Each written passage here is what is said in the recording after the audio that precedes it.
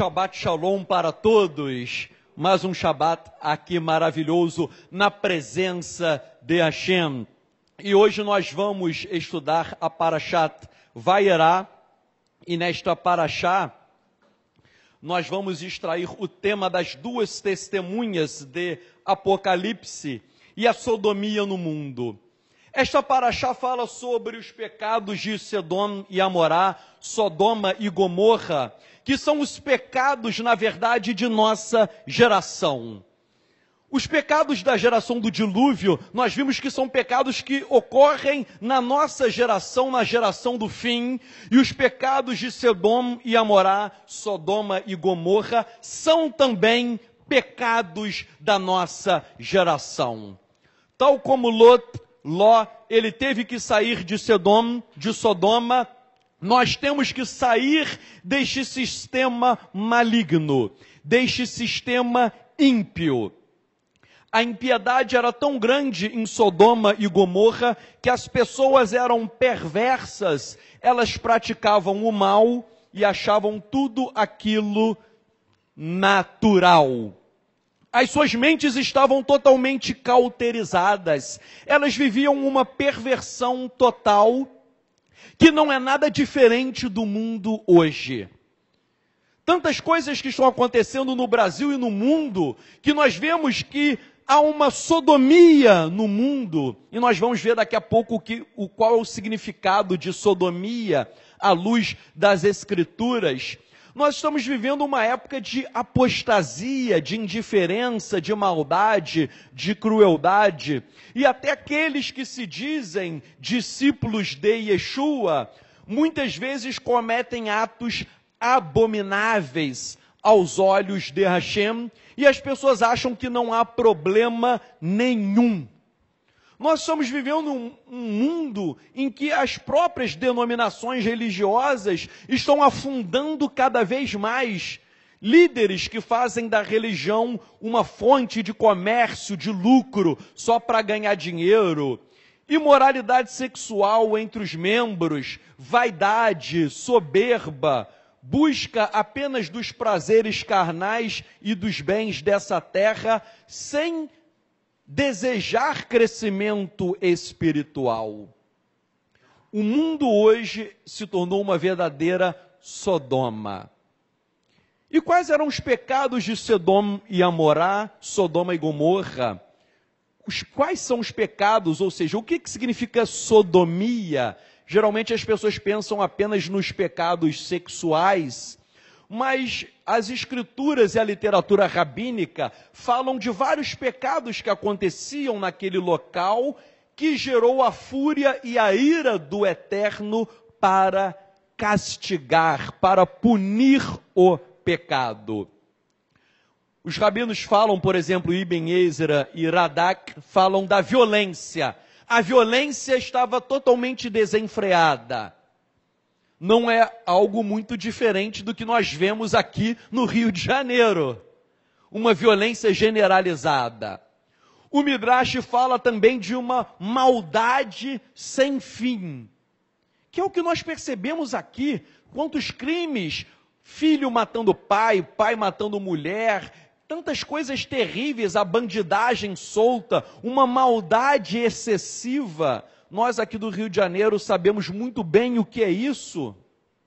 Talvez quem nos assista da Europa, de outros países, não percebam, mas o Rio de Janeiro está igual Sodoma.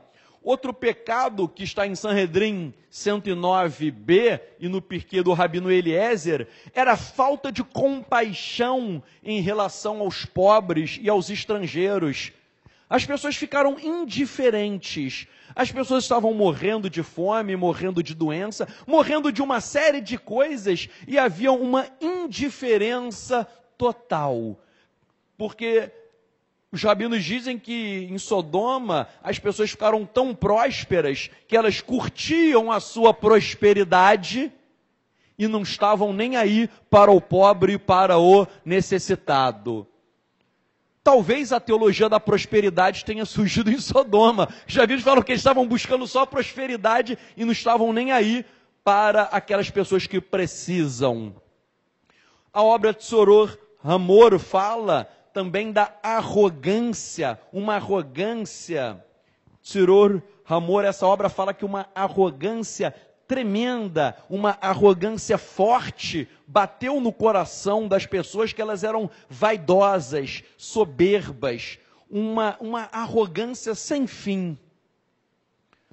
O livro de Jubileus, capítulo 16, fala de uma imoralidade sexual, quando aqueles homens de Sedom, eles querem abusar dos hóspedes de Ló. Nós sabemos que aqueles hóspedes eram malachim, eram anjos, mas os moradores não sabiam, achavam que eram homens, e eles queriam abusar sexualmente de homens, ou seja, um homossexualismo.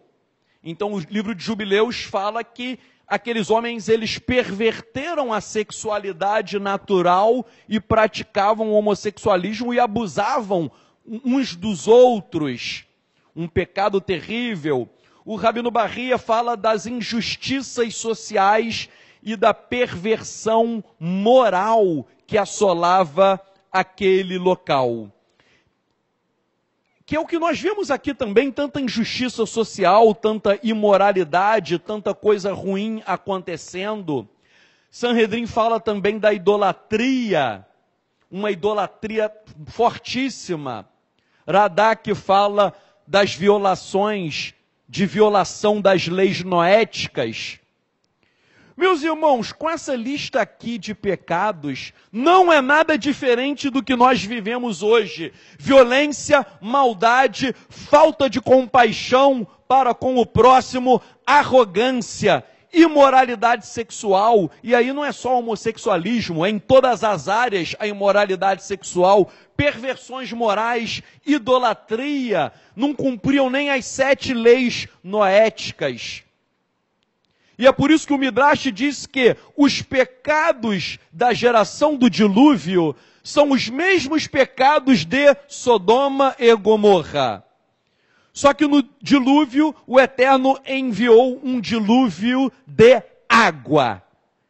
Em Sodoma houve um dilúvio, só que agora o dilúvio foi de fogo. Um dilúvio de fogo e a destruição de Sedom e Amorá, Sodoma e Gomorra, essa destruição pelo fogo, ela aponta um juízo condenatório de Hashem, não só em relação a essas cidades do passado, mas uma condenação que há de vir, porque o Eterno voltará para julgar o mundo e lançará. Há um Midrash que fala, né, que havia, e a Torá também, do fogo, do enxofre de Sodoma e Gomorra, fogo e enxofre, isso simboliza o próprio Gehinnom, o próprio inferno, em que há fogo, em que há enxofre. Meus irmãos, o que aconteceu no passado é um alerta para o que está prestes a acontecer.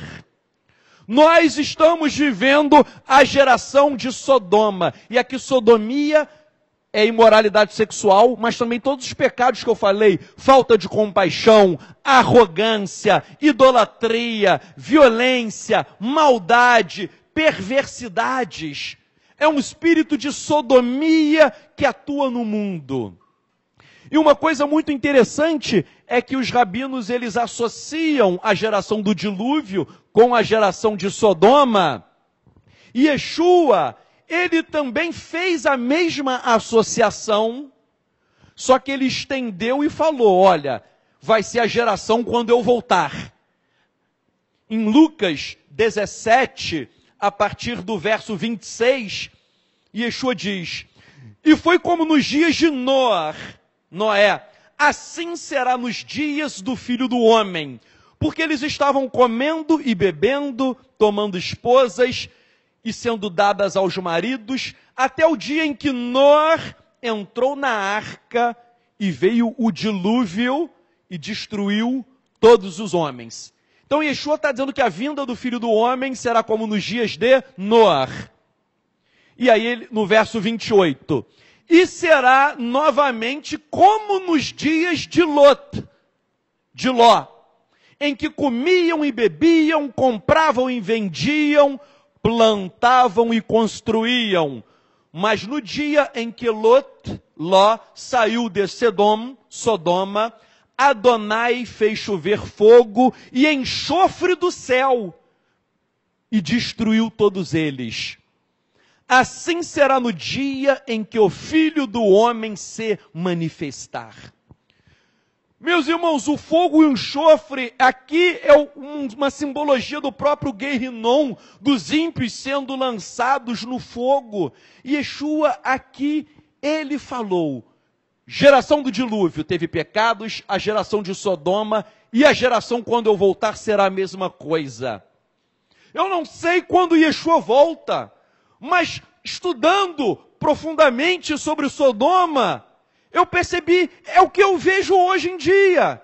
É só ligar a televisão, por isso que eu nem vejo televisão mais, ficar vendo repórter, qualquer coisa, rádio, conversas, lendo o que acontecia em Sodoma na literatura rabínica, eu falei, é a mesma coisa que eu estou vendo aqui, não há diferença nenhuma. E é por isso que Keifá Bet, 2 Pedro, capítulo 2, ele ensina que Sodoma e Gomorra são exemplo da condenação futura dos ímpios. Keifá Bet, 2 Pedro, capítulo 2, verso 5.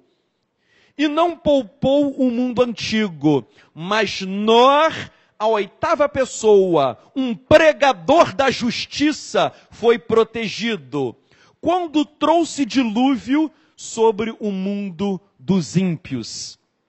Verso 6. E quando queimou as cidades de Sedom e Amorá, Sodoma e Gomorra, condenando-as à destruição, dando um exemplo aos ímpios que estavam por vir. Aquela condenação foi para ensinar o que vai se repetir. E talvez até nos dias de nossa vida, porque o fim está próximo. E Yehudá, Judas, ele também fala de Sodoma e Gomorra.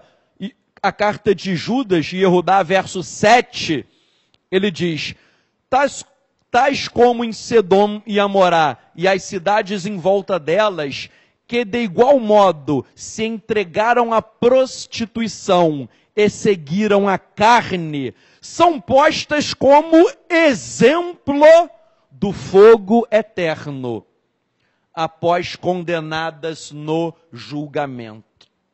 Meus irmãos, Yeshua, Keifá, Pedro, Yehudá, Judas, todos eles estão dizendo que o fim será como Sodoma. E aí nós vamos e percebemos que nós estamos vivendo nessa era maligna.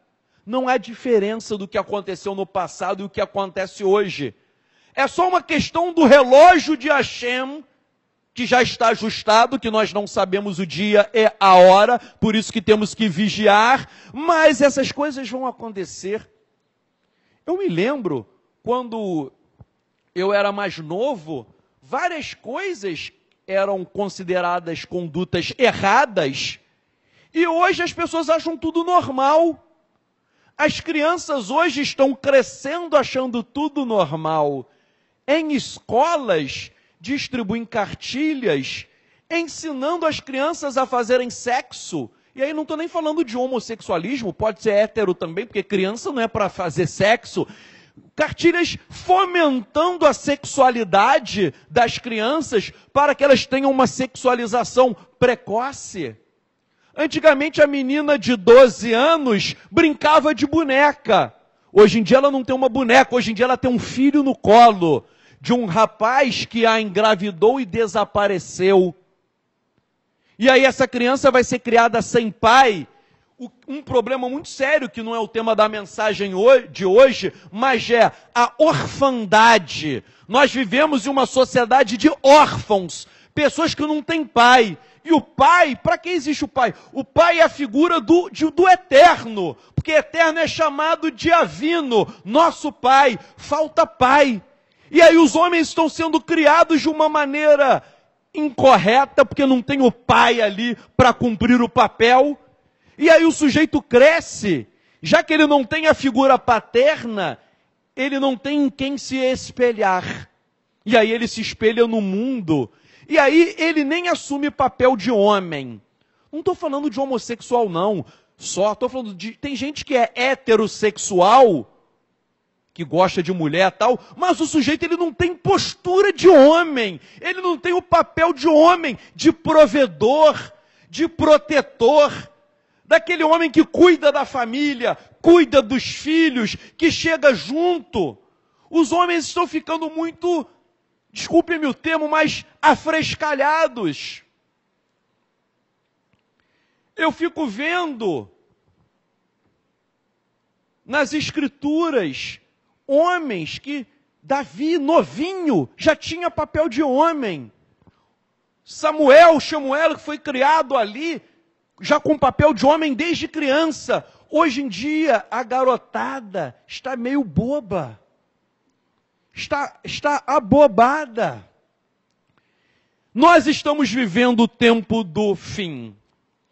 Então eu falei que Yeshua, Keifá e Yehudá, Yeshua, Pedro e Judas compararam Sodoma à geração do fim dos tempos. E em Apocalipse 11, que eu até coloquei o texto inteiro no Facebook, a tradução do aramaico, para o pessoal poder ler. Apocalipse 11, verso 8, fala sobre a morte das duas testemunhas de Apocalipse. Fala que os seus cadáveres estarão nas ruas da grande cidade, que espiritualmente se chama Sedom e Mitzrayim, Sodoma e Egito. Então, olhem só, Apocalipse 11, 8. Os corpos, os cadáveres das duas testemunhas estarão nas ruas da cidade, da grande cidade, que espiritualmente se chama Sodoma e Egito. E aí diz assim, onde o seu Senhor foi crucificado. Yeshua foi crucificado onde? Em Jerusalém. Em Jerusalém. Apocalipse está chamando aqui Jerusalém de Sodoma e Egito. Uma palavra forte, chamar a cidade sagrada, chamá-la no fim dos tempos de Sodoma e Egito. Muitos no passado falaram, Apocalipse é muito forte, é antissemita, está muito forte. Meu irmão, Tel Aviv é considerada a capital gay do mundo.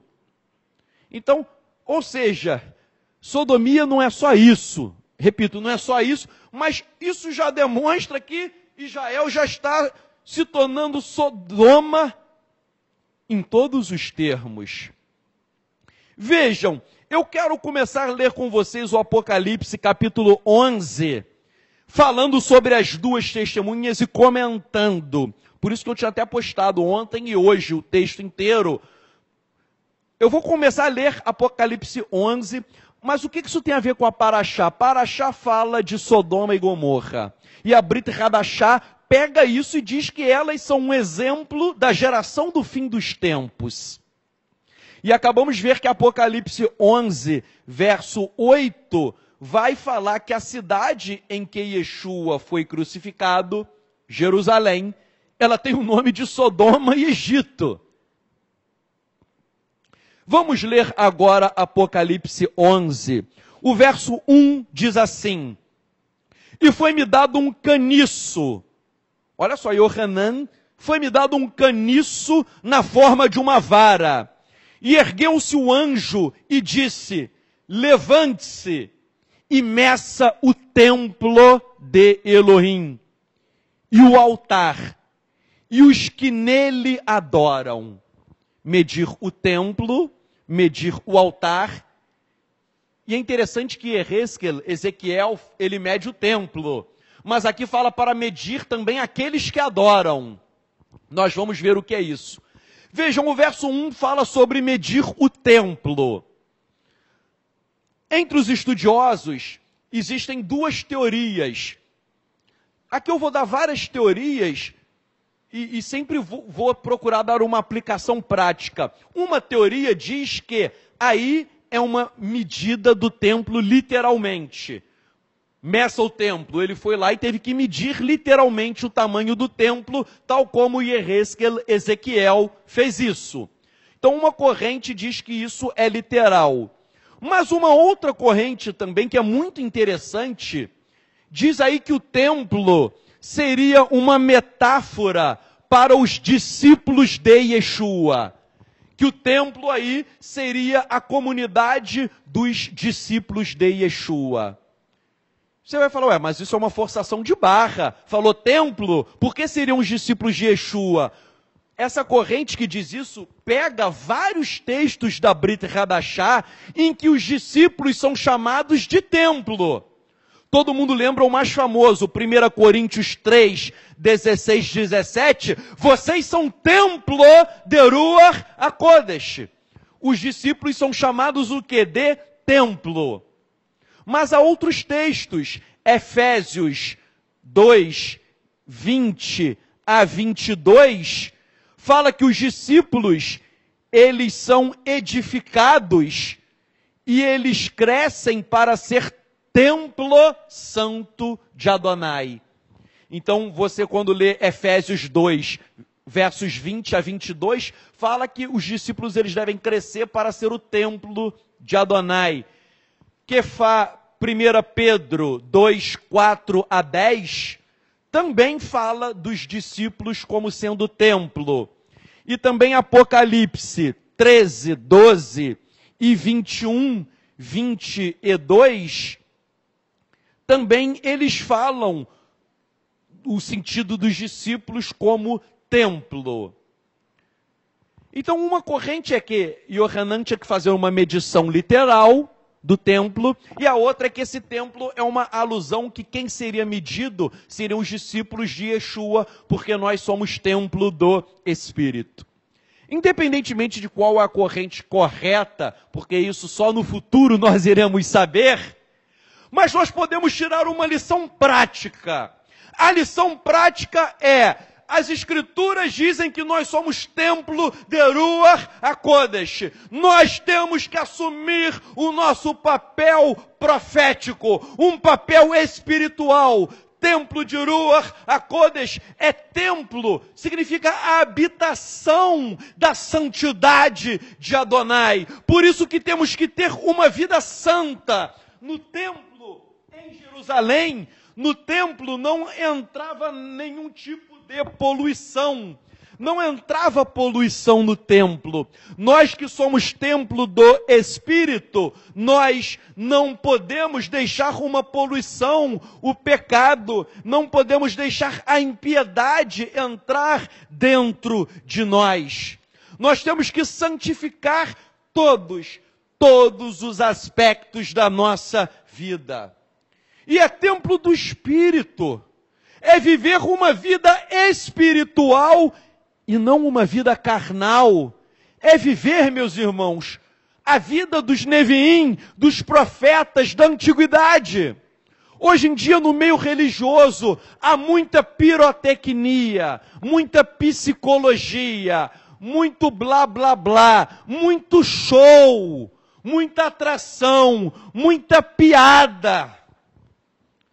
Mas na Brit Hadashah não havia show gospel, não havia gincana, não havia brincadeira, não havia balada crente, não havia nada disso. Havia santidade. Havia Neviim, havia profetas.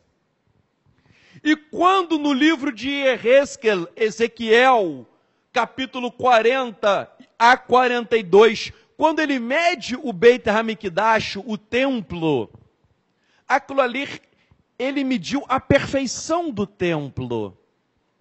Isso aplicado em nós como templos do Espírito, temos que buscar uma perfeição, buscar servir o Eterno de maneira espiritual e não com estratégias carnais.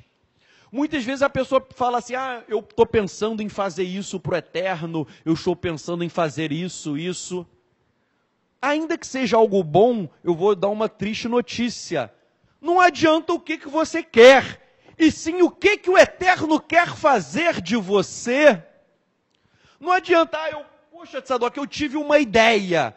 Meu irmão, a tua ideia não vale nada. Ou veio do alto, e aí nós vamos fazer. Agora, a minha ideia e a ideia de ninguém não vale nada.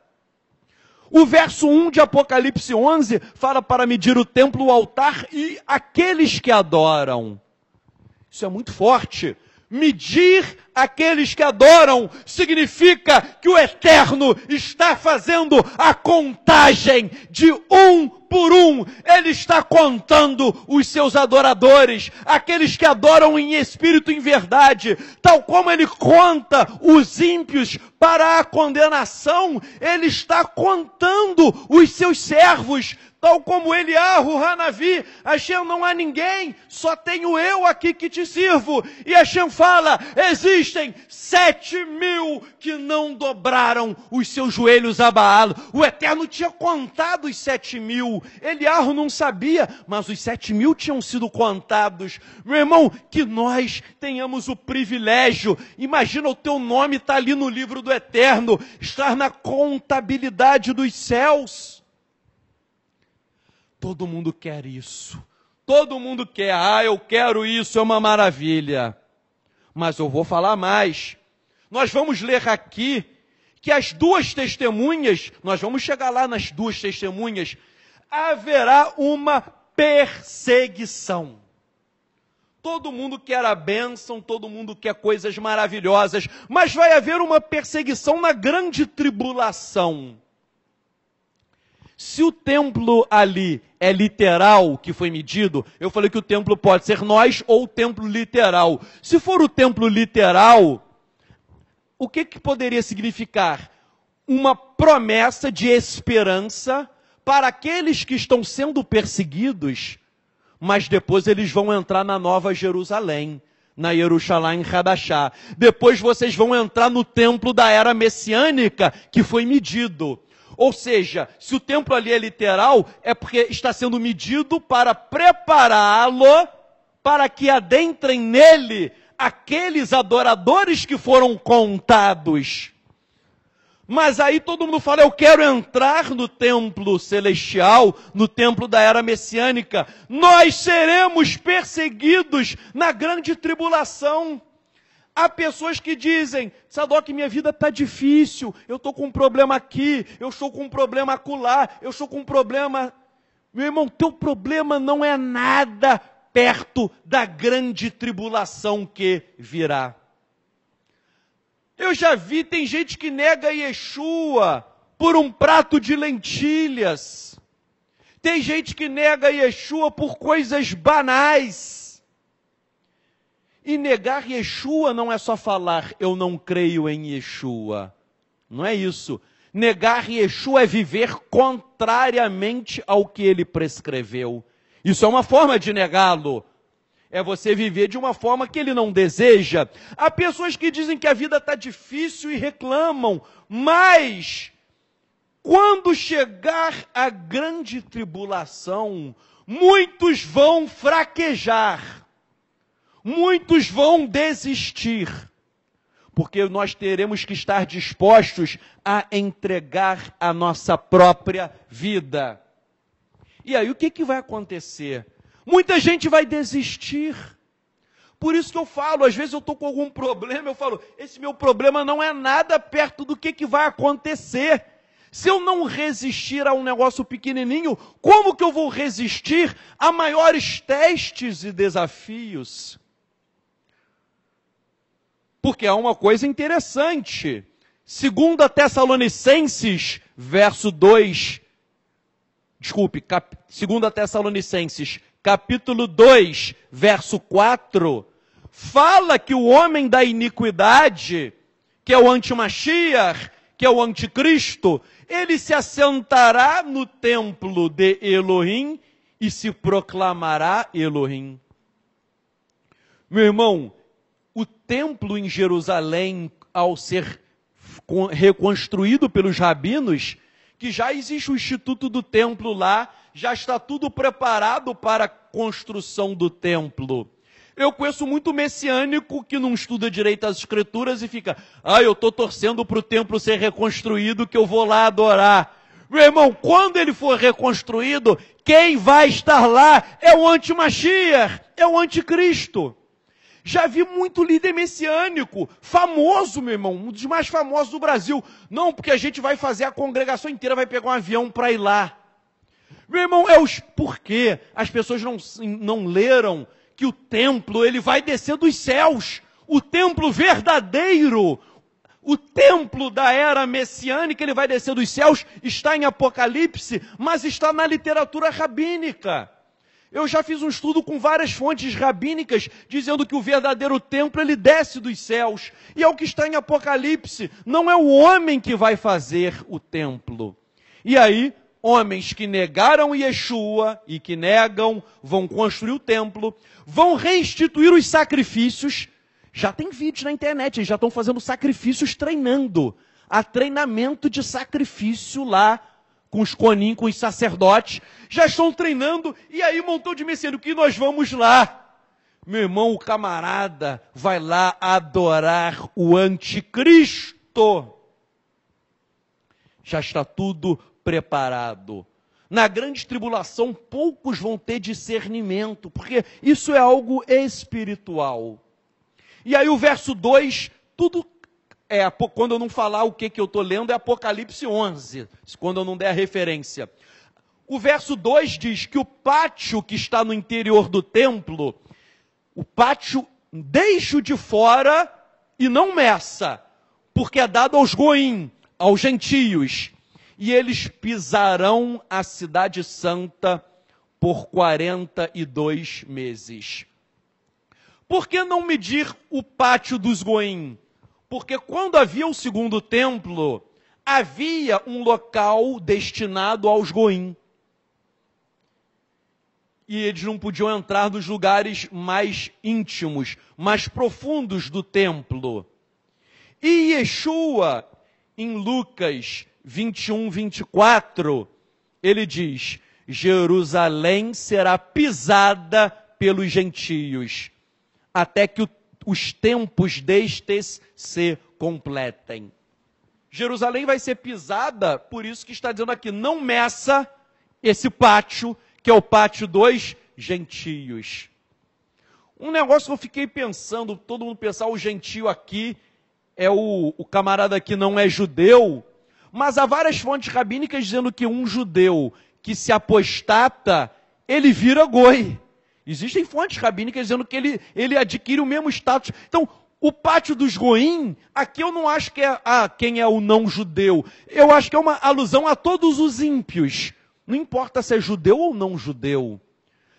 São os ímpios em geral. Não meça, porque é o lugar deles. Ou seja, os adoradores são medidos e são contados. Os ímpios não. E aqui fala que a cidade santa será pisada por 42 meses. Por que 42 meses? 42 meses são 3 anos e meio.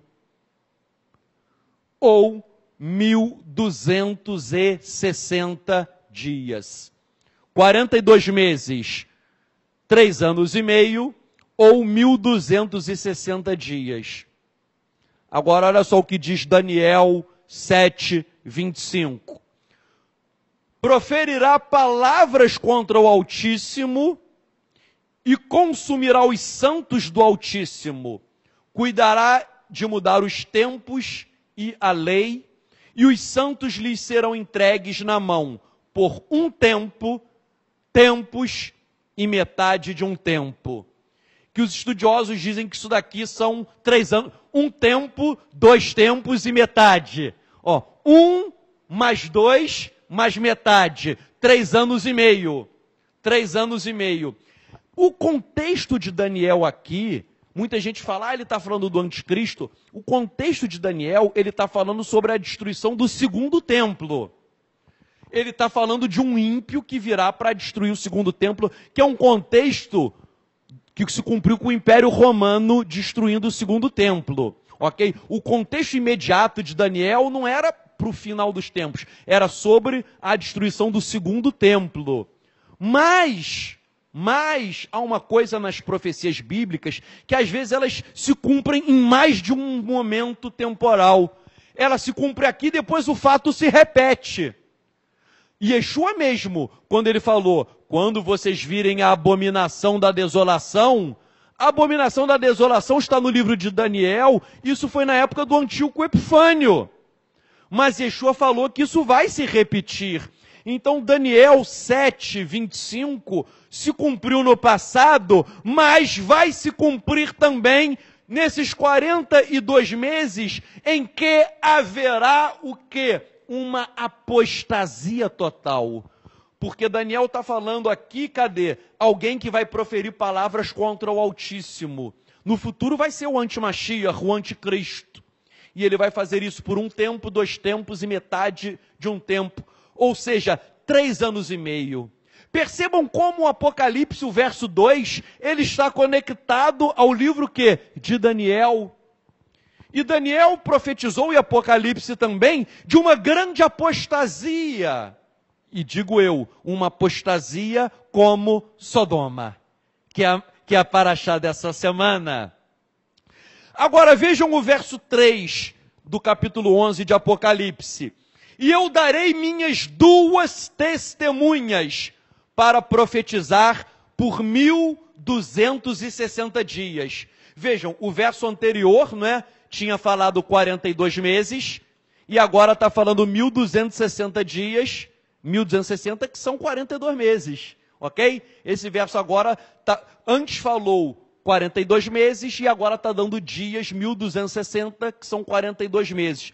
Então o verso 3, então está falando a mesma coisa, o verso 2 falou em meses, e o verso 3 falou em dias. Repetindo, e darei minhas 2 testemunhas para profetizar por 1260 dias, vestidas de sacos. Quem são essas 2 testemunhas de Apocalipse?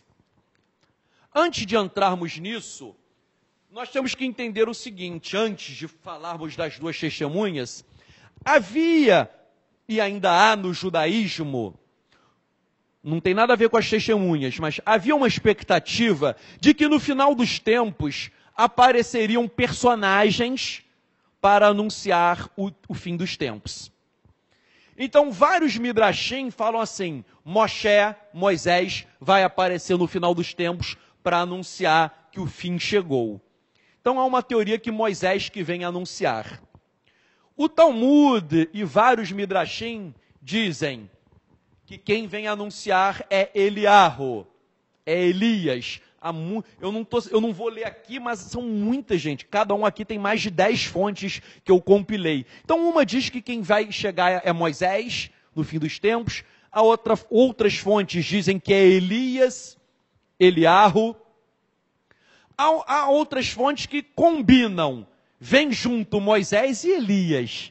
Ok? Por exemplo, o Midrash Devarim Rabá 3:17 e o quarto livro de Esdras, capítulo 6, 26, dizem que Moisés e Elias estão juntos anunciando o fim dos tempos.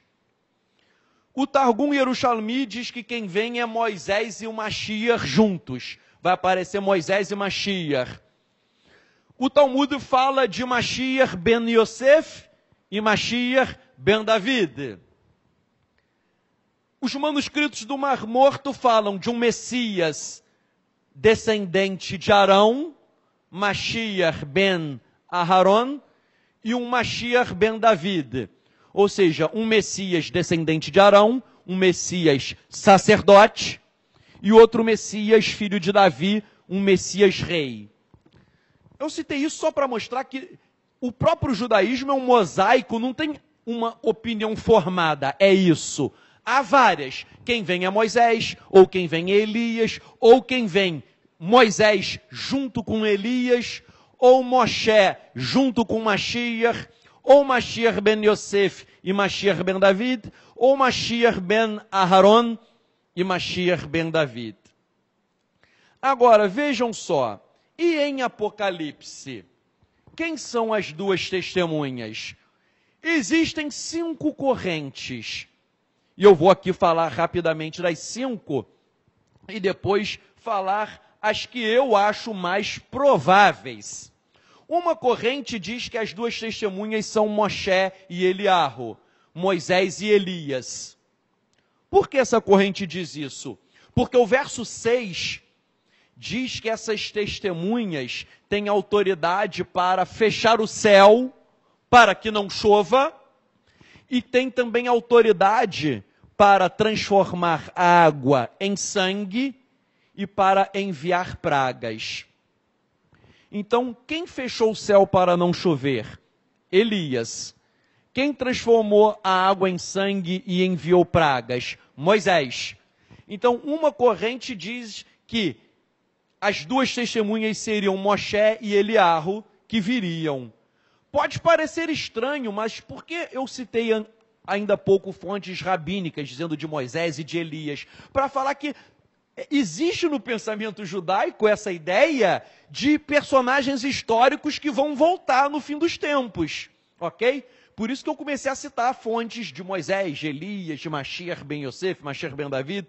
Então, a primeira corrente diz que seriam Moisés e Elias, porque as testemunhas elas têm o poder de fechar o céu, Elias, e de transformar a água em sangue e mandar pragas, Moisés.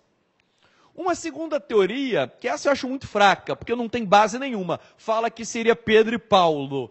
Isso aí é uma corrente cristã, é Pedro e Paulo, porque o Eterno gosta muito deles, mas não tem nenhuma evidência no texto disso. Então eu estou mencionando, mas eu acho que é uma corrente a ser descartada. Uma outra corrente diz que seria Hanor e Eliarro. Hanor, Enoque e Eliarro, Elias. Por que seriam Hanor, Enoque e Eliarro, Elias? Porque eles dizem o seguinte, tanto Enoque quanto Elias, eles não morreram fisicamente. Eles foram arrebatados. Tudo bem, lá nos céus o corpo deles se desintegrou, né? O corpo lá não vai ter necessidade de comer, de beber, né? O corpo lá não vai ter essa necessidade que temos aqui. Mas eles não morreram aqui na terra fisicamente. Então, por exemplo, alguns cristãos antigos, como Hipólito, Tertuliano e Jerônimo, falavam, olha, as testemunhas são Enoque e Elias. Agora, também não há uma evidência no livro de Apocalipse sobre isso. Isso é uma ilação. Não há nenhum momento o Apocalipse dá uma pista. Uma quarta corrente, que aí eu já acho mais plausível, e eu já adianto que a quarta e a quinta que eu acho mais plausíveis, uma quarta corrente diz assim, serão 2 profetas que o Eterno vai levantar no final dos tempos.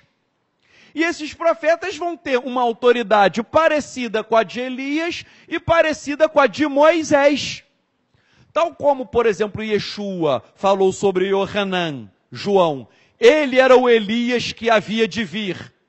Mas não era o próprio Elias. Era alguém que veio com a autoridade de Elias. Ok? Então, tal como Yeshua falou isso sobre Yohanan Hamatbil, sobre João Batista, seriam 2 profetas, servos de Yeshua, discípulos de Yeshua, que seriam levantados no final dos tempos e eles teriam essa unção, essa autoridade de Moisés e Eliarro. Eles iam dar ordem aos céus para não chover, não iria chover. Eles iriam transformar a água em sangue e teriam o poder de mandar pragas. Por que mandar pragas? Para que as pessoas se convertessem. A praga é sempre para que as pessoas se convertam. Meus irmãos, se essa corrente for o que acontecer de fato, né, partindo da premissa que ela é uma corrente plausível, qual é a aplicação prática para as nossas vidas? Essa corrente fala que o Eterno vai levantar 2 discípulos dele aqui na terra. Meu irmão, o Eterno está à procura de Neviim, Ele está à procura de profetas. Quem vai assumir essa missão? Quem vai assumir esse bastão para estar em Jerusalém, pregando com autoridade, com ousadia? terão que ser homens de oração, de jejum, de santificação, de presença divina. Vamos orar aí para o Eterno levantar o meu vizinho. Nós não sabemos quem será. Nós temos que nos preparar. Posso não ser eu ou você, mas a nossa missão é nos preparar, porque se todo mundo pensar assim, todos tipo de Yeshua, não, eu vou deixar para o Wilson. O Wilson, não, eu vou deixar para o Tzadok, eu não vou deixar. Se todo mundo falar, não, eu não vou cumprir meu papel, que eu vou deixar para o outro, então não sobra ninguém. Nós temos que assumir um papel profético. O Eterno, ele olha a terra, é como se tivesse uma plaquinha, às vezes bota assim, né? Procura-se cozinheira, procura-se pedreiro para contratar, procura-se empregada doméstica. É como se o Eterno colocasse uma plaquinha, procura-se um profeta. Procura-se alguém que tenha o coração totalmente aplicado a mim, que guarda os meus mandamentos, que dá testemunho de Yeshua, que tem uma vida exemplar. Ter uma vida exemplar não significa que alguém vai ser totalmente perfeito, que nós vemos que até os profetas às vezes tinham erros pequenos, mas eram homens com o coração totalmente voltado para o Eterno, e é assim que nós devemos ser. Essa plaquinha, meu irmão, medite nessa plaquinha. Procura-se um profeta. O Eterno está à procura de você. Navi, no hebraico, literalmente significa anunciador, proclamador. Muita gente acha assim, profeta é quem descobre o meu CPF, é o que descobre o número da Mega Sena. Não é isso, é aquele que tem uma comunhão com o Eterno, de captar a vontade do Eterno e de trazer para a terra a mensagem que o Eterno quer liberar. E geralmente essa mensagem envolve predições para o futuro, sim. Muitas vezes sim, mas às vezes não. Vários profetas ficavam pregando só o arrependimento, sem necessariamente um componente futuro. E eles não deixavam de ser Nevim, de ser profetas. Yohanan, Ramatbil, João Batista, Yeshua falou que nascido de mulher não tinha ninguém maior do que ele.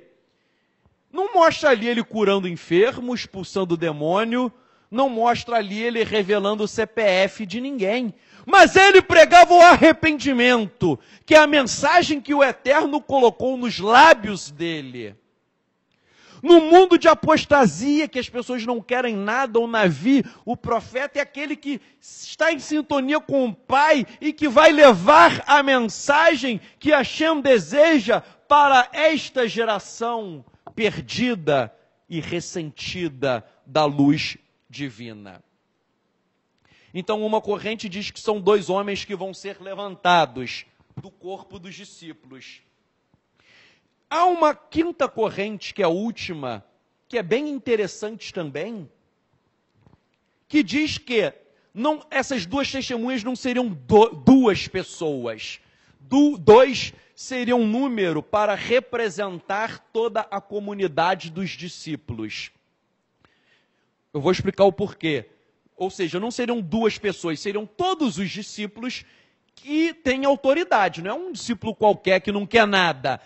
Mas 2 ali é para representar a comunidade messiânica, mas obviamente pessoas com autoridade. Porque a gente sabe que tem gente que crê e é fraco na fé. Mas 2 pessoas da própria comunidade, ou seja, seria não 2, podia ser 10, 20, 30, 100, mas seria a comunidade dos discípulos. Por quê? Por quê? Por que eles dizem isso? Por várias razões. Uma, fala assim, eu estou levantando 2 testemunhas. E diz que essas 2 testemunhas são 2 menorot. Menorot é o plural de menorá. Fala que essas 2 testemunhas são 2 menorot. Em Apocalipse 1, capítulo 20, quando Yohanan vê 7 menorot, É explicado, as 7 menorot são as 7 congregações. É explicado que 7 menorot são 7 congregações. Então, a menorá é o símbolo da congregação. Então, essa corrente diz que quando é dito, estou levantando 2 testemunhas, que são 2 oliveiras e 2 menorot, menorá é congregação. Estou levantando aqui 2 congregações, ou seja, é um coletivo. E na literatura rabínica, por exemplo, Sifrei Devarim e Pesicta Rabat 51.4 e 7.7 comparam os justos de Israel no final dos tempos a menorá. Então a menorá muitas vezes é um símbolo dos justos, coletivamente, não só de 2 pessoas, mas um coletivo de homens justos e santos. E repito, Apocalipse 1:20, ele vê 7 menorot e é explicado. As 7 menorot são as congregações, as 7. Então, isso seria um indício que as testemunhas que são 2 menorot podem ser as congregações. Uma outra pista é que o verso 7 fala que a criatura, que é a besta, vai fazer guerra contra elas e vai vencer, vai fazer guerra. Só que, pegando Daniel 7, verso 21, e todo o Apocalipse, a guerra da besta não é contra 2 pessoas só, é com todo mundo que crê, e quem não tem a marca da besta. Você vê o contexto de Apocalipse que a perseguição não é direcionada a só 2, vai ser a todo mundo. Então essa corrente fala assim, na verdade esses 2 representam um coletivo de pessoas, porque Daniel 7:21 fala de uma perseguição não a um indivíduo, mas à nação de Israel. E Apocalipse fala de uma perseguição generalizada. Ok? Outra interpretação fala que quando essas testemunhas morrerem, o mundo inteiro vai ver. O mundo inteiro vai ver. Aí muita gente pensa assim, as 2 vão morrer, alguém vai fazer uma live no Face. Mas isso pode ser, mas uma coisa que pode acontecer é o seguinte, já que é uma perseguição generalizada, pode morrer gente no Brasil, nos Estados Unidos, no Japão, na Indonésia, nos 4 cantos da terra e as pessoas vão estar vendo, estão entendendo? Quem morrer aqui no Rio, vão ver aqui no Rio, quem morrer em Nova York, vão ver em Nova York, porque está dizendo que o mundo inteiro vai ver a morte, ou seja, vai ter uma perseguição sim. Apocalipse fala dos mártires que estão subindo no trono e o sangue deles está clamando até que chegue a consumação da era. Então, eles falam, olha, a perseguição não é só para 2 testemunhas, é para muita gente. Outro indício também é que Apocalipse 11:2, 12:6, 12:14 e 13:6 fala da cidade santa, da mulher, que é o povo de Israel, e quem crê em Yeshua, e fala dos que habitam nos céus, vai ser uma tribulação por 3 anos e meio. Então diz assim, poxa, essa tribulação de 3 anos e meio não é algo só para as testemunhas, é para todo mundo, porque esses textos de Apocalipse falam de um cenário mais amplo em relação à cidade santa, à mulher. E outra coisa que é dito é o seguinte, outro argumento para essa corrente, não estou nem dando minha opinião, mas estou mostrando como ela também é razoável. Vejam, elas não são as chamadas 2 testemunhas? Apocalipse 6:9, 12:11, 12:17, 19:10 e 20, verso 4, todos esses textos dizem que as testemunhas são os discípulos de Yeshua. Todos esses versos falam assim, as minhas testemunhas, no sentido que todos nós temos a missão de testemunhar Yeshua. Ou seja, Yeshua falando que todo mundo que crê e é fiel a ele é uma testemunha dele, ok? Então não seriam só 2, todos nós. E o último argumento dessa corrente é assim, é falado que as testemunhas podem fechar os céus para que não chova, transformar a água em sangue e mandar pragas. Ah, isso é uma missão, uma de Elias e a outra de Moisés. Só que o texto de Apocalipse não diz assim, uma testemunha tem um poder e a outra testemunha tem outro poder. Estão entendendo? Há o poder de Elias e de Moisés. Não é dito que uma testemunha tem o poder A e a outra tem o poder B. Se você ler o texto, está dizendo que ambas têm todos os poderes.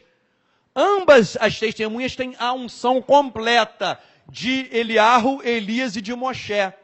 Então eles dizem assim, quem defende essa corrente, não é duas pessoas, porque não é Elias e Moisés, é uma unção para todas as testemunhas.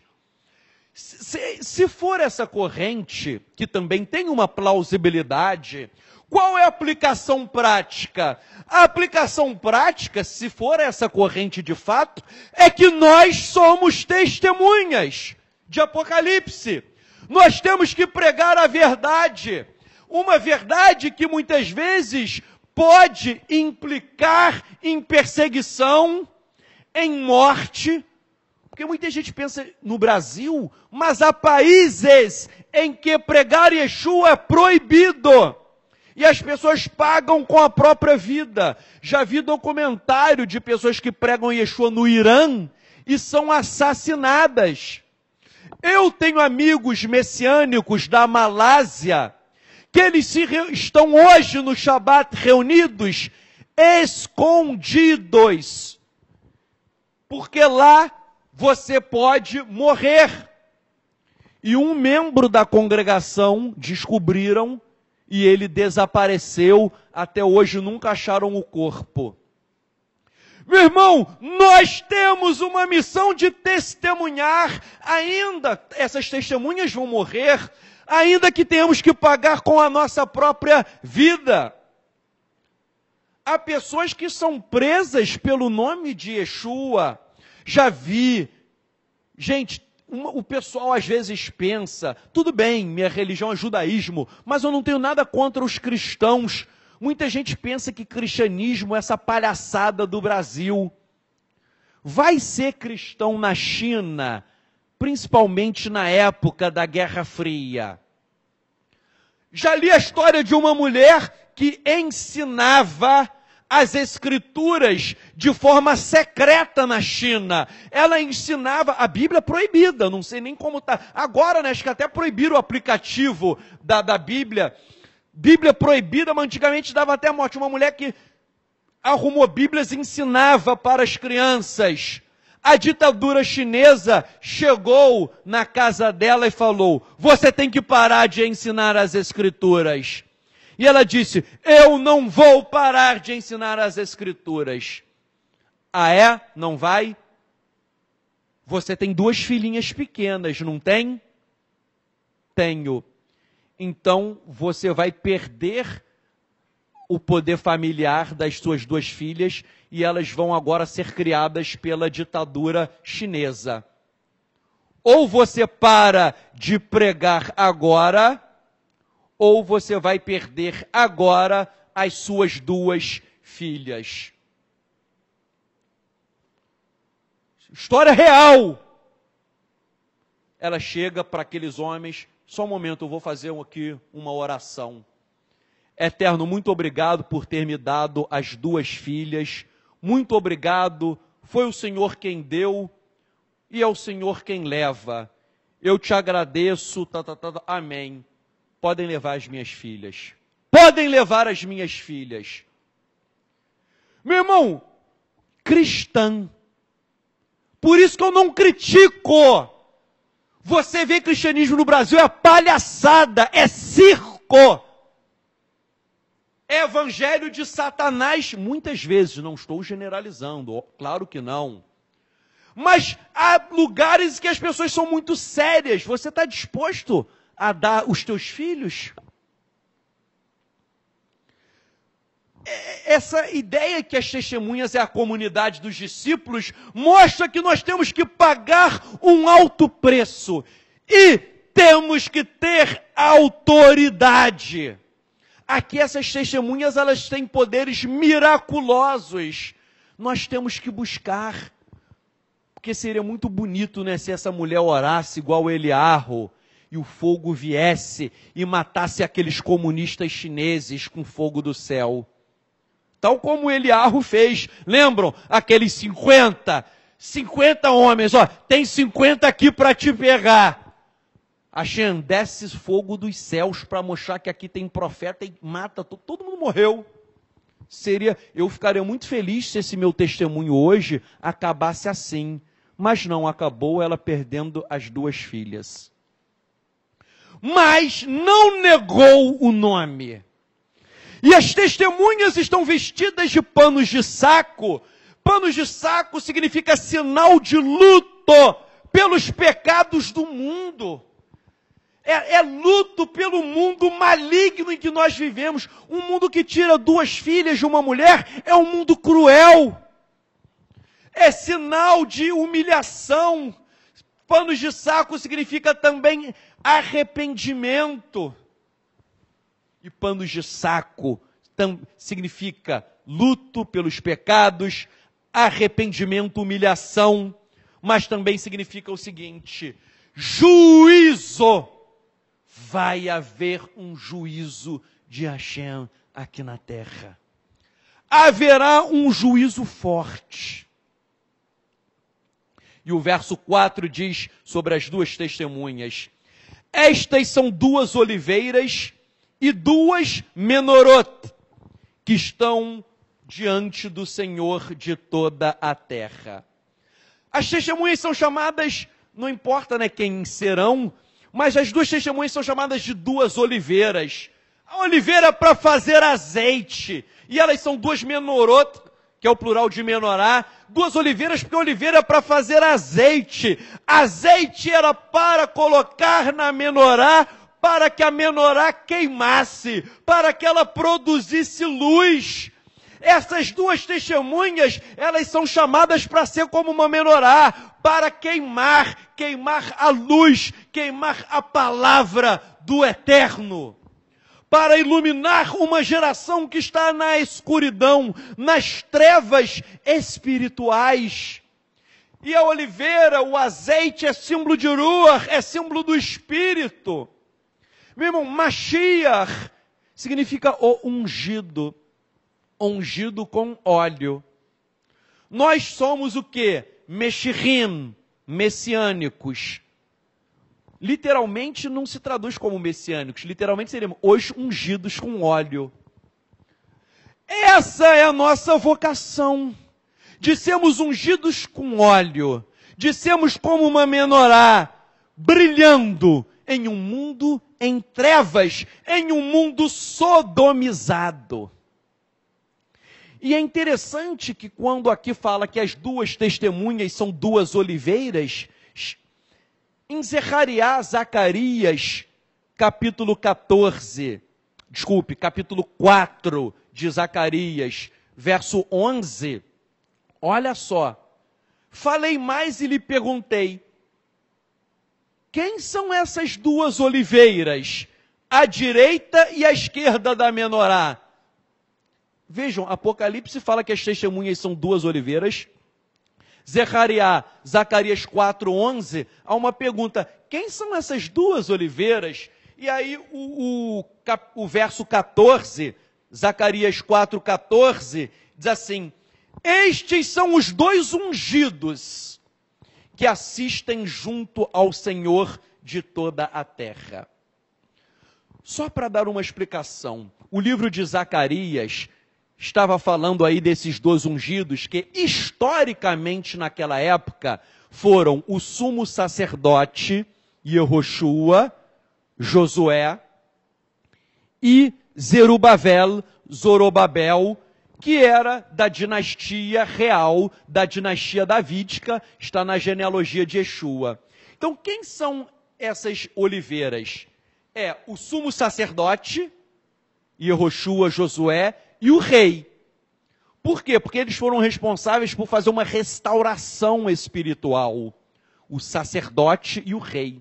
Ok? Historicamente, essa profecia não é sobre Apocalipse, mas é sobre uma restauração, um avivamento pelo sumo sacerdote e pelo rei.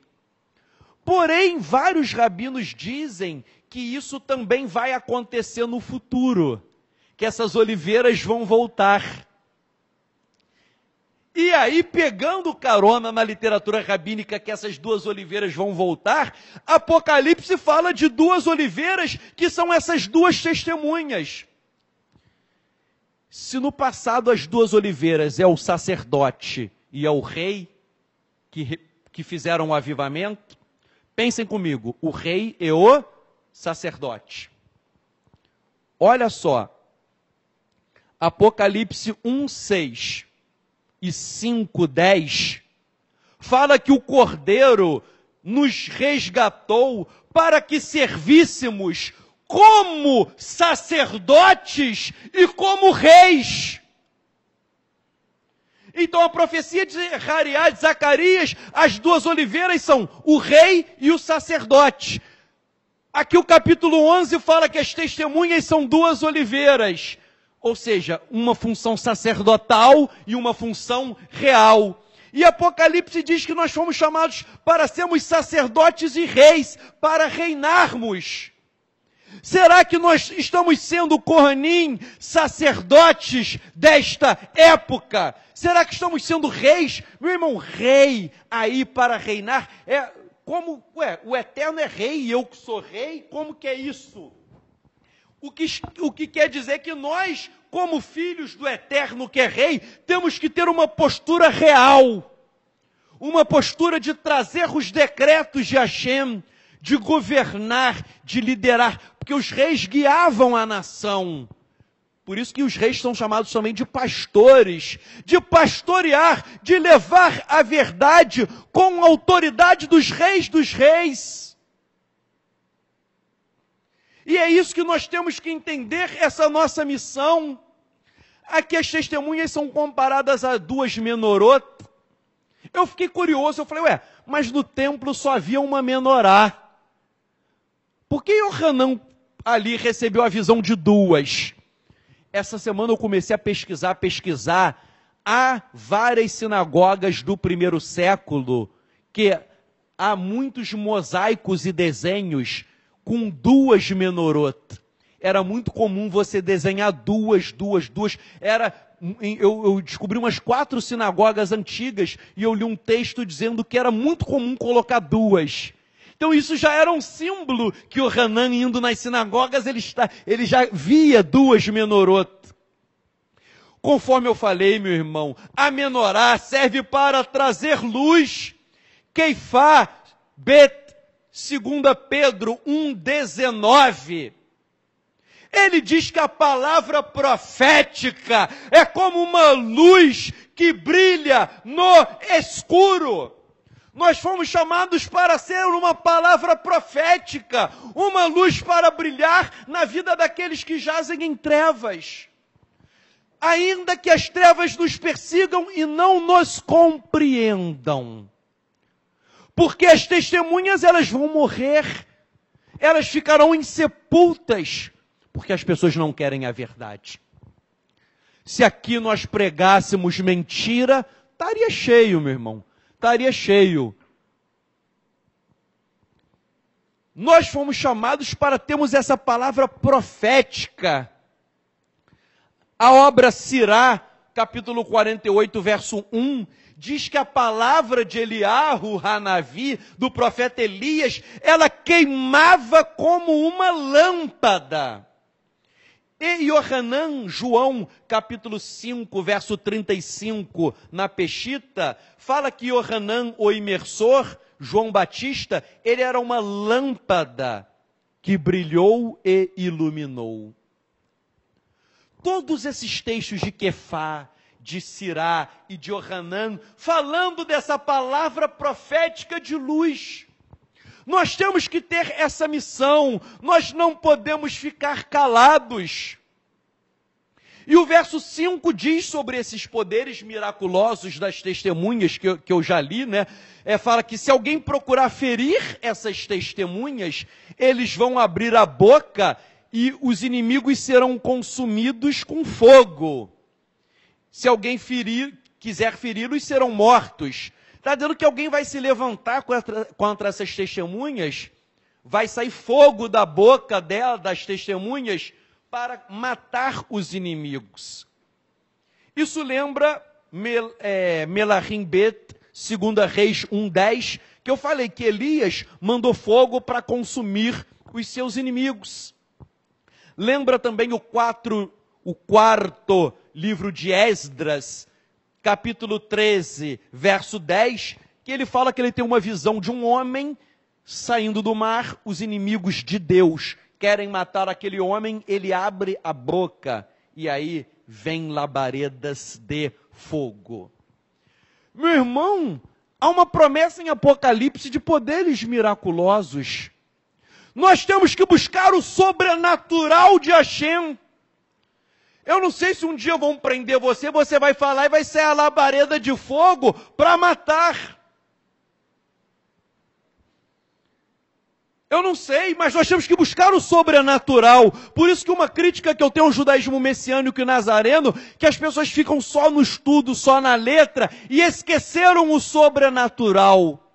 Meu irmão, mas é na hora H, é na hora do vamos ver, é na hora que alguém, como já tive, vendo uma moça cega, é nesse momento que a pessoa está cega, que não vê, e que o navio, o profeta, coloca a mão nela e fala, enxerga, e ela enxerga na hora. É no momento que já vi pessoas com câncer sendo curadas. O primo da minha sogra, um homem de mais de 1,90 m, com AIDS, pesando 40 quilos, pele e osso, e aí é feita a imposição de mão dele, ele está com AIDS, é invocado o nome sobre todo nome, e ele, cai.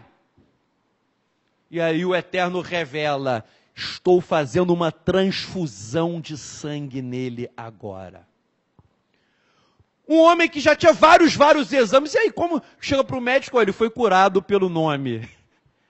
Ninguém entendeu nada, e ele está aí até hoje. Está aí até hoje. Meus irmãos, temos que ter o sobrenatural. Vai chegar um momento que a labareda de fogo vai consumir. Eu nunca tive essa experiência de sair labareda de fogo da minha boca, mas 2 pessoas que já quiseram me matar com pistola, sem usar uma arma de fogo, eles que morreram e eu estou aqui. Por isso que eu costumo brincar. Cuidado, hein? Não mexe comigo, não. Senão você vai ser o próximo. Senão você vai ser o próximo. Meu irmão, nós temos que buscar autoridade no mundo espiritual. Não só sair fogo no sentido literal, do Eterno proteger. Quantos testemunhos existem, eu já ouvi, de policiais militares conhecidos que servem ao Eterno, que às vezes é um momento que é só o Eterno, meu irmão. O projétil vai te acertar, o Eterno desvia. Acontece alguma coisa, a pessoa morre. É só a proteção do Eterno nesses momentos. Temos que buscar o sobrenatural, mas como eu falei, a palavra de fogo não é só fogo literal saindo da boca, porque pode sair também, mas em Irmeiahu, Jeremias, capítulo 5, verso 14, o Eterno diz para ele, eis que converterei em fogo as minhas palavras na tua boca, e este povo em lenha, de modo que o fogo o consumirá.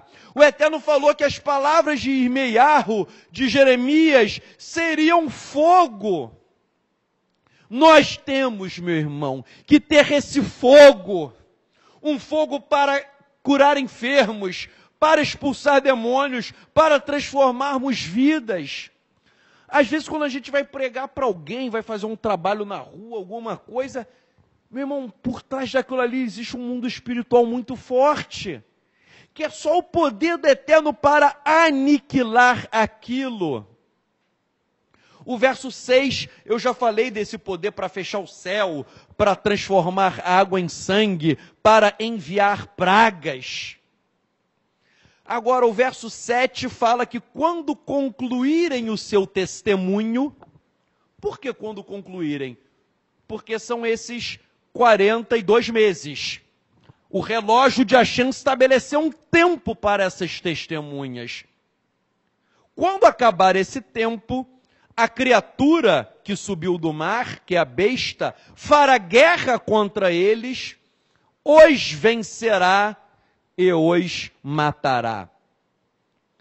A criatura que simboliza o mal vai matá-los. Está dizendo aqui, cadê? Os vencerá. É interessante um mistério aqui de Apocalipse, né? Poxa, essas testemunhas tinham todos esses poderes e elas perderam, elas foram vencidas. Na verdade, elas não foram vencidas. Na verdade, elas cumpriram aquilo que o Eterno queria que elas cumprissem. Porque depois nós vamos ver versos adiante que vai chegar a era messiânica. Elas cumpriram o papel delas. Repito, elas morreram, parece que elas perderam, parece que elas foram vencidas, mas versos adiante vai falar que vai chegar a era messiânica. O que nós aprendemos? Muitas vezes parece que o mal está vencendo em nossa vida.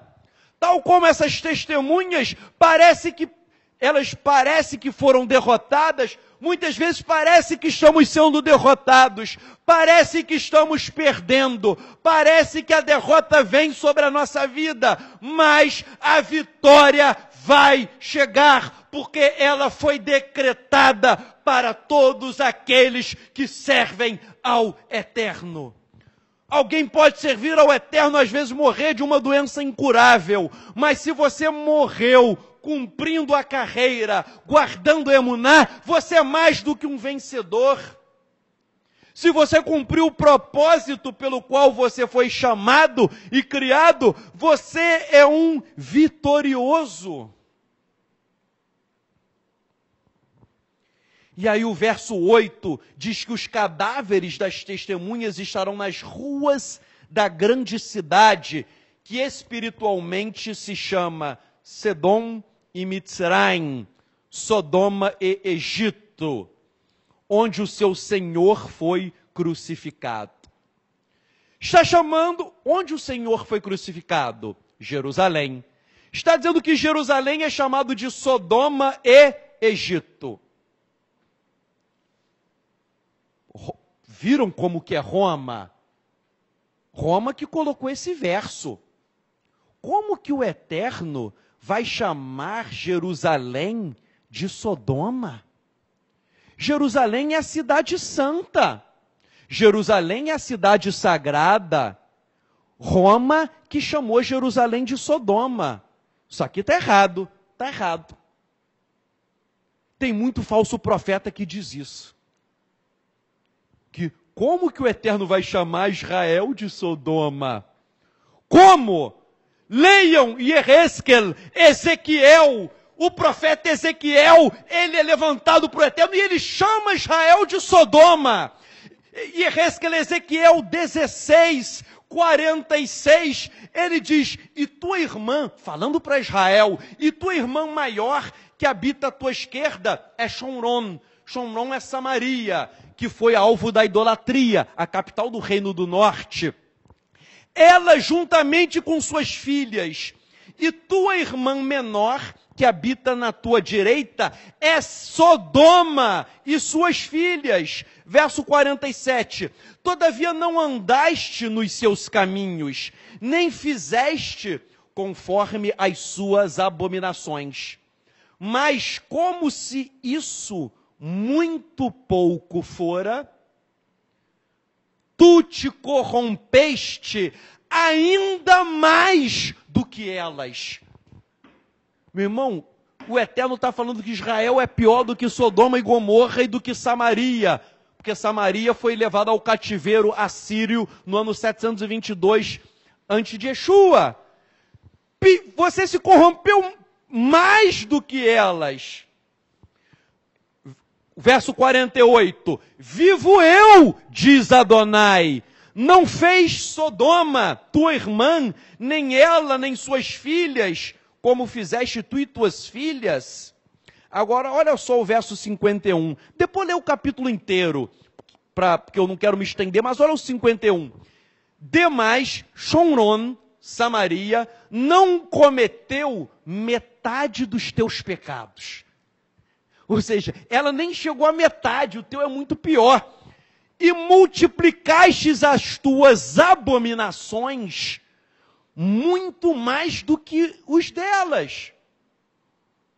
Está falando que está muito, muito, muito pior. O verso 52 diz, lá no meio, por causa dos teus pecados, que fizeste mais abominável do que elas. Elas são mais justas do que tu. Meu irmão, falando que Sodoma e Samaria era o lugar de Jeroboão, da idolatria, culto a Baal, a Moloque, sacrifício de crianças.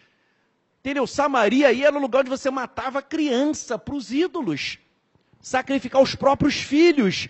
O Eterno está falando que isso é pouco, que o pecado de Israel é muito maior.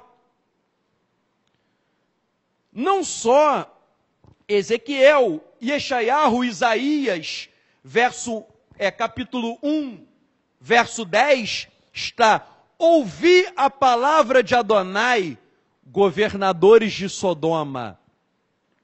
Meu irmão, Sodoma já desapareceu há muito tempo. Isaías está falando para Israel, chamando Israel de governadores de Sodoma. Dai ouvidos à Torá do nosso Elohim, ó povo de Gomorra, Amorá aqui no hebraico. Então está chamando Israel de Sodoma e Gomorra.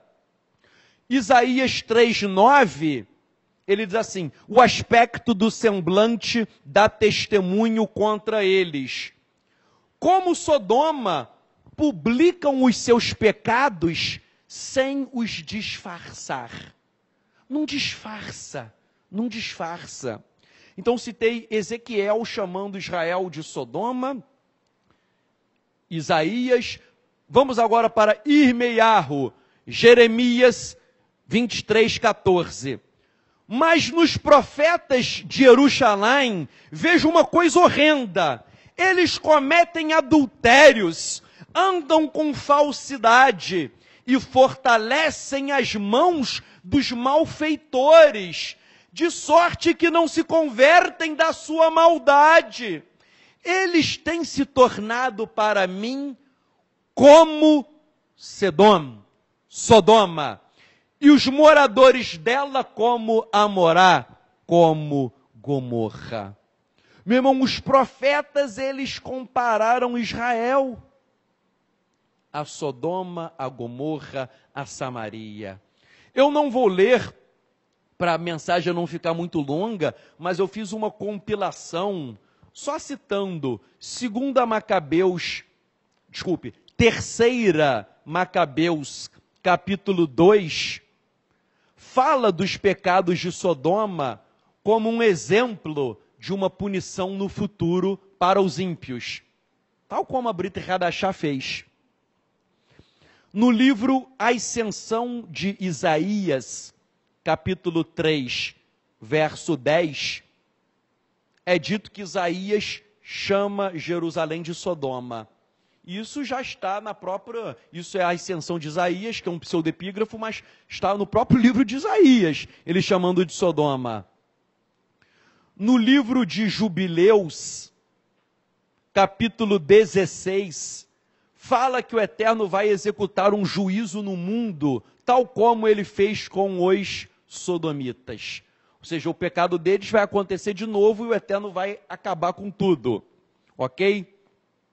No livro de Jubileus, capítulo 20, é dito que Abraão, ele reúne Ismael e Isaac, Ismael e Isaac, e ele fala do pecado de Sodoma, da fornicação, da impureza, da corrupção, de todos esses males. E ele fala o quê? Que os descendentes dele, de Abraão, seriam amaldiçoados como Sodoma e como Gomorra. Gente, isso aqui é um livro judaico, Jubileus. Tudo bem, eu não creio, está dizendo que Abraão disse isso, eu não creio que foi o Abraão mesmo que falou. Porque isso é um livro, não foi ele que disse. Mas eu creio que, isso é fato, que isso é um livro judaico, então os judeus tinham a mentalidade que Abraão entendeu que os seus descendentes seriam como Sodoma. Estão entendendo? Quando eu cito o livro que não está na Bíblia, não significa que aquilo ali seja assim, mas foi feito por um judeu que entendeu que Abraão previu que Israel seria como Sodoma e Gomorra. E dá o motivo, porque eles não quiseram cumprir os mandamentos de Adonai, fizeram fornicação, impureza. No livro de Jubileus 22, é dito que Abraão conversa com seu filho, com seu neto, Yaakov. E ele fala que existirão pessoas que vão descer ao Sheol, que é um lugar de condenação, e fala que eles são como os filhos de Sodoma. Tal como os filhos de Sodoma foram tirados da terra, os ímpios também serão. Jubileus 36 atribui a Yitzhak, a Isaac, estou dizendo atribui que eu não posso falar que foi ele que disse, mas é um pensamento judaico que ele teria dito que, da mesma forma que o fogo queimou em Sodoma, no fim do mundo vai queimar sobre a terra. E as pessoas que não estiverem o nome no livro da vida vão ser condenadas, vão para um castigo eterno. Sabe que eu ouvi falar que esse negócio de castigo eterno é Roma que inventou.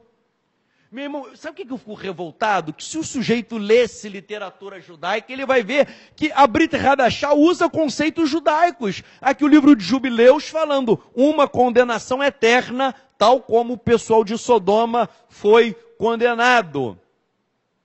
O testamento de Levi, capítulo 14, profetiza que os descendentes de Levi, olha só, a tribo de Levi, que devia ser pura, profetiza que a tribo de Levi, no fim dos tempos, seria como Sodoma e Gomorra.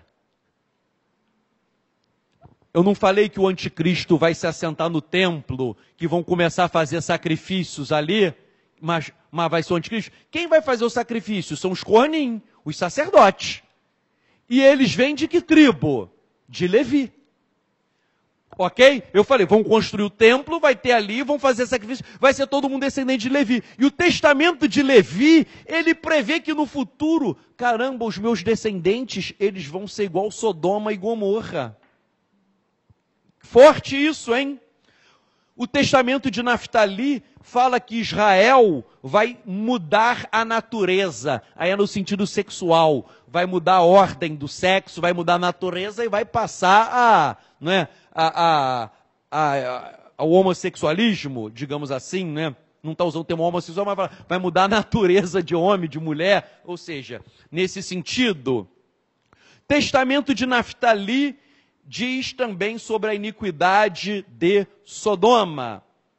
Testamento de Asher também fala sobre isso. Testamento de Binyamin também. Eu estou aqui com os textos, cada um é gigante, eu não vou ler, então só tive que fazer uma breve sinopse. Mas onde eu quero chegar? Diz que a cidade onde o Senhor foi crucificado é chamado de Sodoma e de Egito. Sodoma é símbolo de degradação moral. Todo tipo de degradação moral. E Egito é símbolo de opressão, de escravidão espiritual e de perseguição. Vejam, Israel foi perseguido no Egito? Foi. Olha só, está dizendo que a cidade será chamada de Sodoma e Egito. Sodoma, símbolo da degradação moral. Egito, o que aconteceu no Egito? Israel foi perseguido.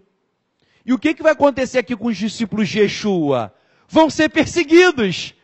Então é chamado de Egito por quê? Porque a perseguição, tal como Israel foi perseguido no Egito, os discípulos de Yeshua também vão ser perseguidos no Egito. Agora, para concluir a mensagem, aqui está dizendo que a cidade onde o Senhor foi crucificado, Jerusalém, é chamada de Sodoma e Egito. Ok? Alguém pode falar, então, Jerusalém é Sodoma e Egito. Só Jerusalém? Na verdade, Jerusalém, na mentalidade antiga, era considerada a capital do mundo. O mundo inteiro vai ser como Sodoma e Egito. Ok? Porque quando você lê aqui o verso, deixa eu voltar aqui esse verso que, salvo engano, é o 7, que fala que vai ser chamado de Sodoma e Egito. Deixa eu ver, o verso 8. Diz assim, nas ruas da grande cidade. Na grande cidade. E depois fala a cidade onde o Senhor foi crucificado. Mas no livro de Apocalipse, uma coisa que muita gente não percebe, sempre que Apocalipse usa a grande cidade, está se referindo a quem? Babilônia, Babel. Sempre a grande cidade é a Babilônia, Babilônia, Babilônia. Todos os textos, você pode procurar, a grande cidade é a Babilônia. E agora está dizendo que a grande cidade é onde o Senhor foi crucificado, Jerusalém. O que é isso? Está dizendo que espiritualmente Jerusalém estará associada à Babilônia. Estou entendendo? Ou seja, a apostasia não é só em Jerusalém e o Brasil vai ser um paraíso. Pelo contrário, entendeu? Sodoma e Egito vai ser no mundo inteiro. O mundo inteiro vai se tornar uma grande Sodoma, símbolo da depravação e símbolo de uma rebelião contra o eterno. Ok? Sodoma é símbolo de rebelião e de depravação e de rebelião contra o eterno. E vai se tornar um Egito, um lugar de idolatria, um lugar de perseguição, porque Israel foi perseguido no Egito. Meus irmãos, as testemunhas irão morrer. O verso 9 diz, e alguns dos povos, tribos, línguas e nações verão os seus cadáveres por 3 dias e meio, e eles não permitirão que os seus cadáveres sejam postos em sepulcros. Isso daí é um sinal, você deixar o corpo apodrecendo, é um sinal de humilhação. Ninguém fica ali apodrecendo. É um sinal para aviltar e humilhar as testemunhas. Olha o que diz o livro de Jubileus, capítulo 1, verso 12. E eu lhes enviarei testemunhas para que lhes dê testemunho. Mas eles não ouvirão as testemunhas e eles matarão as testemunhas. Livro de Jubileus. Meu irmão, nós temos a missão de testemunhar a verdade, mas o mundo não vai nos ouvir. Está dizendo, eles não ouvirão. Jubileus falou, eles não ouvirão. Apocalipse fala que vão matar, ou seja, não quiseram ouvir. É isso, meu irmão, nós vivemos numa corda bamba, porque nós temos a missão de anunciar algo que não será ouvido. Temos a missão de anunciar algo que não vai fazer sucesso. Mas é a verdade. Temos a missão de anunciar algo, mas seremos perseguidos. Tal como, né? Isso aconteceu nos Estados Unidos. O sujeito é dono de uma lojinha que faz bolo para casamento. Um casal homossexual chegou, olha, queria que você fizesse o bolinho do nosso casamento gay. E ele falou, olha, eu sou cristão, não posso fazer esse bolo aí para o casamento de vocês, que isso viola a Bíblia. Se recusou a fazer. O que aconteceu? Ele foi preso. Foi preso. As coisas vão piorar, meu irmão. As coisas daqui para frente, as coisas vão ir piorando. Mas nós, isso que eu queria que vocês entendessem, nós pregamos algo que não será aceito, pregamos algo que não será bem recebido, pregamos algo que não vai fazer sucesso, e muitos de nós ainda seremos perseguidos. Yeshua falou, bem-aventurados quando forem perseguidos. Muitos serão perseguidos e outros terminarão até o quê? Morrendo. E aí vai parecer que o mal triunfou, que o mal venceu. Mas eu leio o último verso para encerrar, né? Tem aquele verso que fala que elas vão ressuscitar e vão subir aos céus, né? As testemunhas, é dito isso, que todo mundo, né? O verso 11 vai falar disso, que elas vão ganhar o espírito de vida, vão subir. Mas o verso 15, para fechar, que é o mais interessante. E o sétimo anjo tocou o chofar. O sétimo chofar, que as Bíblias chamam de sétima trombeta. Mas é chofar. O sétimo anjo tocou o chofar. E houve nos céus grandes vozes, dizendo: o reino do mundo tornou-se o reino do nosso Elohim e do Mashiach, e ele reinará pela eternidade. E os 24 anciãos que estavam diante de Elohim, assentados em seus tronos, caíram sobre os seus rostos e adoraram a Elohim, dizendo: nós te louvamos, Adonai Elohim, sustentador de tudo, o que eras, o que és e o que eras, porque tomaste o teu grande poder e tens reinado. Meu irmão, essa conclusão aqui é a vinda da era messiânica. Nós parecemos derrotados, parecemos que estamos perdendo esta guerra. Ninguém quer nos ouvir, nossas palavras são desprezadas, mas nós estamos pregando a verdade. Temos que ser como as duas testemunhas, com autoridade espiritual. Nossas palavras têm que ser como labaredas de fogo, não só no sentido literal de destruição de inimigos, mas como Keifá disse, que a palavra profética, ela queima como uma chama, ela queima como uma lâmpada para iluminar o mundo. Nós temos que permanecer firmes. Essa mensagem sobre as duas testemunhas, na verdade, é uma mensagem sobre nós.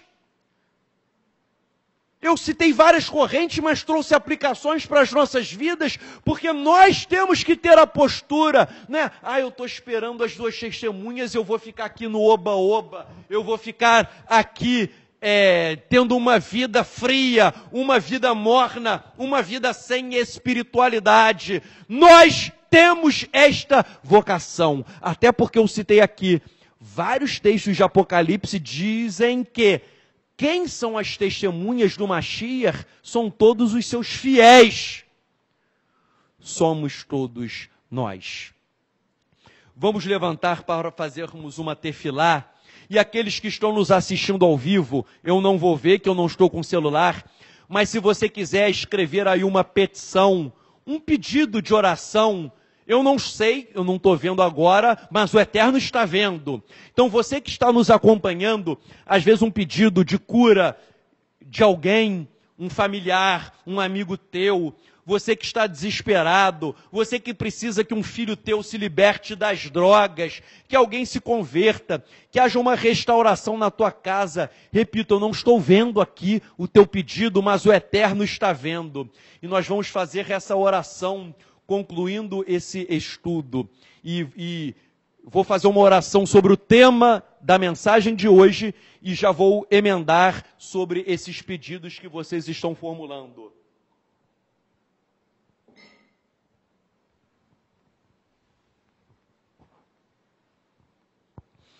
Hashem, Tu és chamado de El Shaddai, o Todo-Poderoso, aquele que é suficiente em todas as coisas. Para ti basta liberar uma palavra para que os teus decretos sejam estabelecidos e firmados aqui na terra. Nós te adoramos, nós te exaltamos, nós dizemos que tu és Kadosh, Kadosh, Kadosh, Adonai Tsevaot, Melohol Haaretz Kevodo. Santo, santo, santo é o Senhor dos exércitos, e a terra está cheia da tua glória. Eterno, que nós possamos ter essa vocação profética de testemunhas de Yeshua HaMashiach em um mundo sodomizado, em um mundo mau, com violência, com maldade, com imoralidade sexual, com promiscuidade, com arrogância, com idolatria, com perversões sociais e morais. Eterno, que nós possamos ser aquelas duas oliveiras cheios do teu azeite, para que a tua palavra profética, ela venha a queimar na vida das pessoas. Nós temos que ser duas menorot, queimando, brilhando a tua luz neste mundo que jaz em trevas.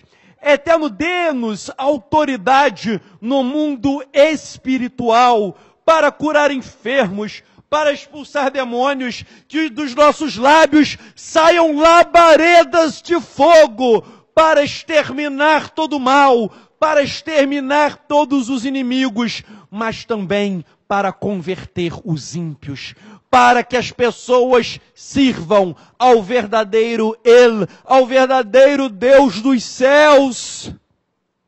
Eterno, nós não estamos aqui para estudar sobre as testemunhas. Estamos aqui para sermos as próprias testemunhas. Com ousadia, com intrepidez, ainda que tenhamos que pagar com a nossa própria vida. Ainda que tenhamos que renunciar a tudo. Ainda que tenhamos que pagar um alto preço. Eterno, há pessoas que reclamam de coisas pequeninas, estão precisando de coisas tão pequenas e reclamam da vida. Quando os antigos profetas, eles foram martirizados, a tradição diz que Isaías, ele foi cerrado ao meio. Os profetas, eles morreram. Flávio Joséfo fala de tantos e tantos profetas que foram massacrados em Jerusalém. O próprio profeta Irmeiarro, Jeremias, ele apanhou, ele foi preso, ele foi escarnecido.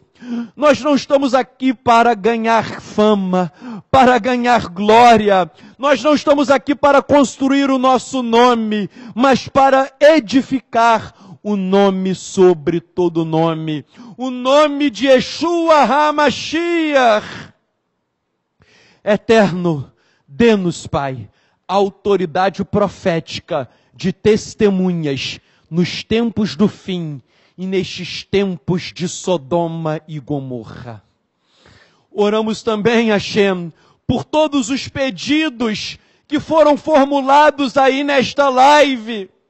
Eterno, entra com providência, providência de cura, porque tu és chamado de Rofé Neman, de médico fiel. Tu és Adonai Rofecha, tu és Adonai que te cura. Em nome de Yeshua HaMashiach, ele prometeu, em meu nome vocês orarão e os enfermos serão curados. Eterno, nós não estamos aqui com uma oração fria, com uma oração morna, estamos aqui com uma oração ardente, ardente de fogo, para que haja cura, Pai. Cura os enfermos, restaura as famílias, restaura casamentos, restaura pessoas que estão com problema de marido e mulher, com os filhos, lares que estão sendo destruídos. Até pessoas que não pediram oração, porque estão com vergonha. O Eterno está mostrando aqui pessoas que não pediram oração, porque estão com problemas sérios, estão com vergonha de escrever. Mas eu peço, Eterno, que o que está no coração dessas pessoas, os teus anjos recolham e levem ao teu alto e sublime trono. Eterno, entra com providência total, Eterno. Entra com providência para aqueles que estão com privações de dinheiro, que precisam de trabalho, que precisam de estabilidade financeira. Hashem, tu és o dono do universo, tu és o dono do ouro e da prata, de todas as coisas. Abençoa e dá condições para que as pessoas trabalhem, porque nós não queremos que o dinheiro caia do céu, nós queremos saúde para trabalhar, porque nós iríamos comer o pão com o suor do nosso rosto, diz a tua Torá, que temos saúde para trabalhar e que não falte a provisão em nossos lares.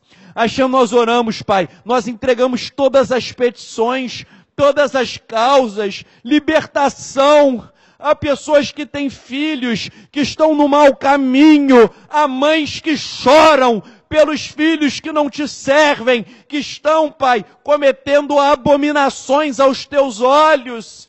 Eterno, resgata, Pai, essas pessoas. Nós oramos, Eterno, e eu creio que há pessoas que estão nos assistindo, que vão nos mandar testemunho, ainda que sejam por e-mail, porque não querem escrever em público, mas vão nos mandar e-mail, como outras pessoas já nos mandam e-mail testemunhando. Eu entrego, Hashem, tantas pessoas nos encaminham e-mails, pedindo libertação de moralidade sexual, pedindo provisão financeira, pedindo ajuda para a batalha espiritual, pessoas que precisam de libertação, tantos e-mails que eu não tenho nem como mencionar agora, porque a minha mente humana me faria esquecer. Eu não me lembro de todos os pedidos, mas tu conheces cada um deles. E eu clamo, Hashem, para que ninguém fique desamparado, para que tu entres com uma providência, faça um sobrenatural para todas as pessoas que nos mandam pedidos por e-mail, por mensagens, em qualquer mídia eletrônica que seja. E eu creio e eu clamo, Pai. Muitas pessoas sofrem do mal de ingratidão. Clamam e clamam a Ti, depois que recebem o milagre, não querem Te agradecer. Tal como aqueles Metzoraim, aqueles, entre aspas, leprosos, que foram curados e só um voltou para agradecer. Eu clamo para que aqueles que sejam abençoados, que depois eles deem o testemunho, porque o testemunho engrandece ainda mais o teu nome, que já é totalmente glorioso. Eu clamo para que as pessoas escrevam para nós, para que nós venhamos a nos regozijar, a nos alegrar. Sempre quando eu leio um testemunho de milagres, meu coração queima de alegria, sabendo que estamos no caminho certo, sabendo que Adonai está marchando à frente, que não há um desafio, uma batalha, uma guerra que não possa ser vencida por aquele que é chamado de Adonai Tsevaot, o Senhor dos exércitos. Eterno, que as pessoas possam nos escrever agradecendo a Ti, e que esses testemunhos, eles sirvam para a edificação do corpo de Yeshua HaMashiach. Nós oramos e nós te agradecemos em nome de Yeshua HaMashiach. Amém. Amém.